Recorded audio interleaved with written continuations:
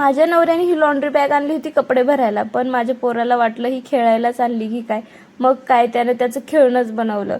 मस्त एन्जॉय करत होता. मी त्याला सांगितलं होतं थोड्या वेळानंतर त्याच्यात कपडे भरूयात आपण, मग काय त्याला तर टाईमच भेटला. जेवढा वेळ त्याच्याकडे होती ना तेवढा वेळ मस्त त्याच्यामध्ये खेळण्या भरत होता, बाहेर काढत होता. पण शेवटी काय, ती कपड्याची बॅग होती त्यामुळे मी सगळ्या खेळण्या बाहेर काढल्या आणि मी लॉन्ड्री बॅग घेतली त्याच्याकडून कशी तरी. आणि हे बघा, माझ्या नवऱ्याने ना मस्त आंबे आणले होते. खरं तर हा व्हिडिओ खूप आधीचा आहे.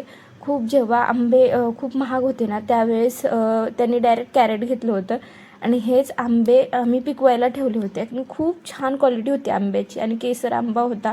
मग काय संध्याकाळी मस्त आमरसाचा बेत होता. मग आमरस म्हणलं तर कांद्याची चटणी आलीच. मस्त कांद्याची चटणी बनवली. मस्त तेलामध्ये जिरं मोहरी कढीपत्ता टाकला, मस्त कांदा टाकला, छान परतून घेतला. खूप छान लागते आमरसाबरोबर ही चटणी. अशी कांद्याची चटणी बनवायची आणि आमरसासोबत खायची, खूप टेस्टी लागते. आणि हा कांदा छान परतून घ्यायचा आणि परतून झाल्याच्या नंतर त्याच्यामध्ये शेंगदाण्याचं कूट आणि लाल सुक्या मिरच्या याचं वाटण टाकलं. चलो बाय.